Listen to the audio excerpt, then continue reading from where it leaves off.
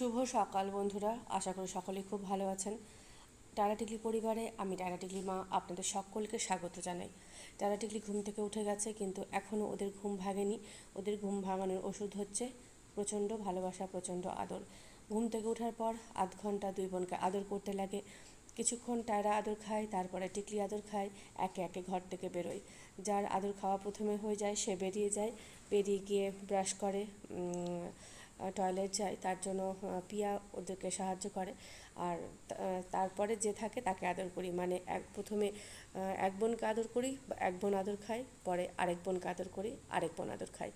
ও হ্যাঁ, বলতেই ভুলে গেছি, আজকে আপনাদের সাথে শেয়ার করব টায়রা টিকলির ঘুম থেকে ওঠার পর স্কুল যাওয়ার আগে পর্যন্ত যে 1 থেকে 1.5 ঘন্টার সময় কিভাবে আমরা কাটাই সেটাই।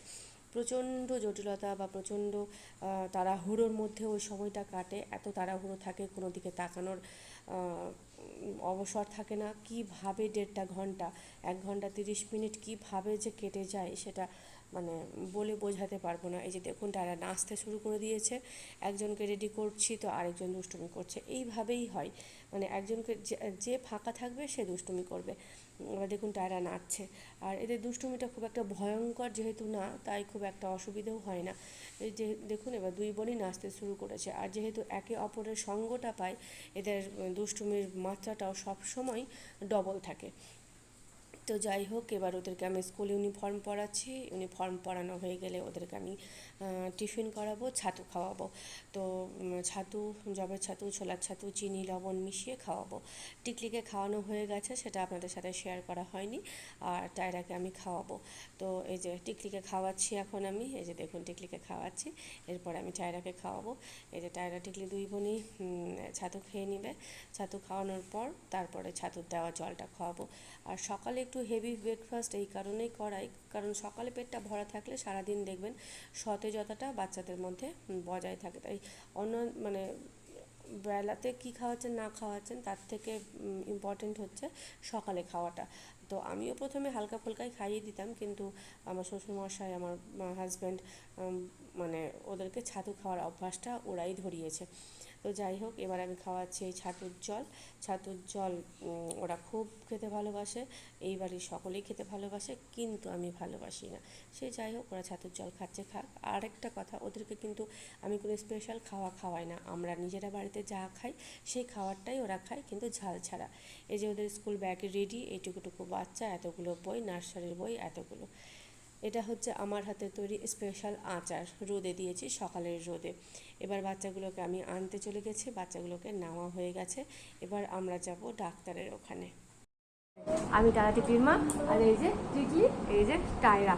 তো আজকে ওদেরকে স্কুল থেকে আনার পর আমি গেছিলাম ডাক্তারের কাছে, ওদেরকে বাড়িতে এসে ঘুম টুম পাড়িয়ে তারপর আমি গেছিলাম ডাক্তারের কাছে। একটু দিক কথা বলে নি, দাঁড়াও। তো এই যে ওষুধপত্র কিছু এনেছি, এই যে দেখুন,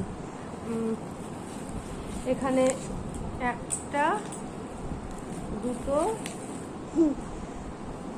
তিনটে, এই যে 3 জায়গায় ওষুধ আছে আমার, টায়রা আর টিকলির। 3 জনেরই ওষুধ নিয়ে এসেছি। তো এটা এখন আমরা খাবো, নিজেদের ওষুধ মানে রুটিন অনুযায়ী খাবো। ওষুধগুলো খাওয়াই এখন। এই যে ঝাল না, ওটা জল ওষুধ, দেখো। Water, yes water. জল ওষুধ দেখতে পেয়ে দুই বোন খুব খুশি হয়েছে, কারণ এই ওষুধের তো আর কোনো স্বাদ থাকে না, হোমিওপ্যাথি ওষুধের অন্য কোনো স্বাদ থাকে না, জলেরই স্বাদ থাকে। তাই দুই বোন বেশ আনন্দ সহকারে ওষুধগুলো খেলো। আসলে টায়রার প্রচণ্ড পা ব্যথা করে, একটু দৌড়াদৌড়ি লাফালাফি করলে রোজ রাতে প্রচণ্ড প্রচণ্ড পা ব্যথা করে।